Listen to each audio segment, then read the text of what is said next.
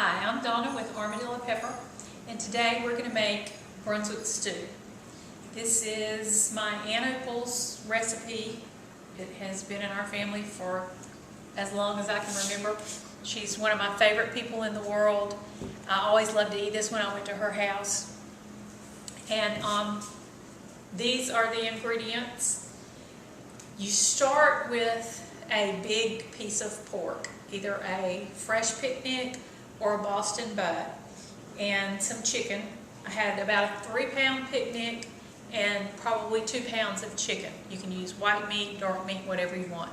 I put them in the crock pot and let them cook overnight for 14 hours because you want it to just completely fall apart.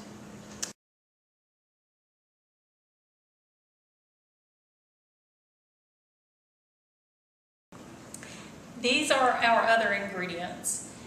The base or the broth for the stew is her homemade barbecue sauce. And it's a vinegar-based sauce. That's what's in here.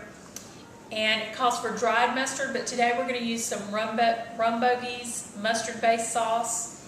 And it calls for cayenne pepper and hot sauce. So we're just using a cayenne pepper-based hot sauce today. It is Gator hammock, swamp gator. We also have salt and pepper, paprika, and chili powder and butter, and that is the broth for the stew. Then we'll add some corn. You can use fresh or frozen or canned, and some baby lima beans. And that is pretty much it. She didn't add, a lot of people say everything but the kitchen sink. They add all that stuff in, and then they put it through a meat grinder, which makes it pretty much like baby food, which I think is gross. We don't do that. You cook it until it falls apart, but you don't grind it up. Okay, what I have here is my crock pot full of the meat that I cooked overnight. It's chicken and pork. Those are the two things that my Aunt Opal always used. But she was also known to add whatever else she had handy. Sometimes beef, sometimes squirrel, sometimes venison. It was always good. I am fresh out of squirrels today, so we're just using pork and chicken. So I'm going to take this, I'm going to pick through the meat, get the bones and the gristle and the fat out, and transfer it to my big stock pot. You're going to need a very large pot because this makes a lot of stew. I picked through my meat, the chicken and the pork. This is what it looks like. When you're doing it, make sure you get out any little pieces of bone and fat and gristle. And once I did all that and had the meat in here, then I strained the broth that was in the crock pot and put that in here to make sure I didn't have any little pieces of bone or anything. Don't want anybody getting choked on Brunswick stew. Okay, now I'm going to make my sauce. I like to make the sauce separate from the stew, because that way I can add as much or as little as I want, and I can kind of tweak the taste. I've got my butter melted in here. I'm going to add the ketchup,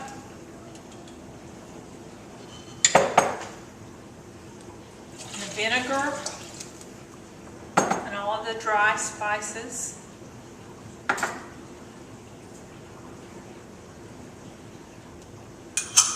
And then I'm going to add the Rumboggies.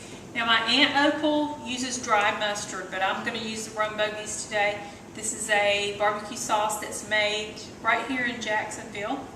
I'm going to use about 1/4 cup.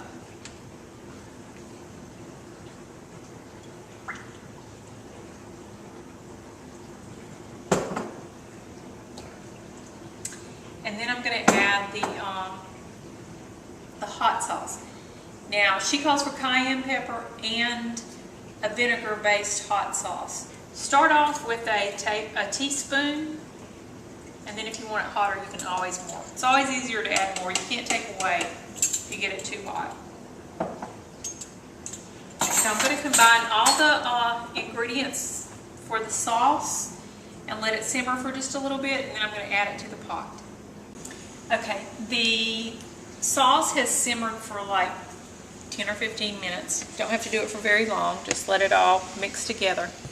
Then you're going to add it. I'm going to add about half of it to the meat.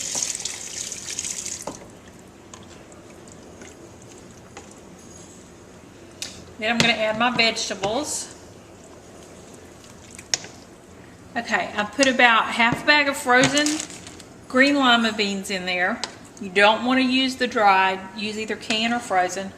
I've used about a can of corn. So I like to use more, but not everybody in this house likes a lot of corn. So I put the sauce, the corn, and the beans in there.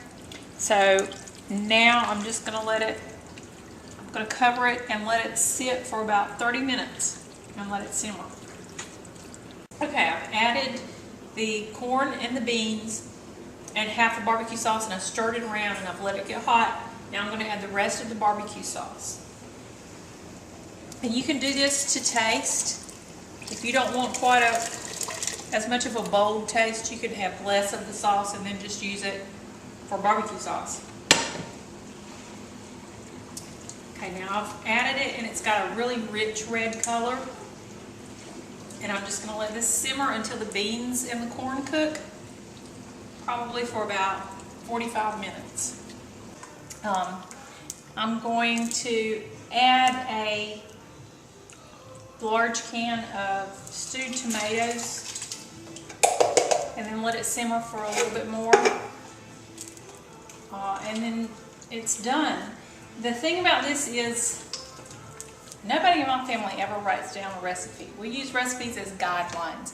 So don't freak out about exact measurements. Just tweak it to your liking. If you don't like as much vinegar, don't use as much. This is right now not quite hot enough for us, so we're going to add some more hot sauce. Just cook it the way you like it. Use the recipe as a guideline. My family always serves Brunswick stew with saltines, but you could serve it with cornbread or rolls as well. But in Georgia, the tradition is saltines. I hope you've enjoyed watching how to make Brunswick stew with Donna from Armadillo Pepper.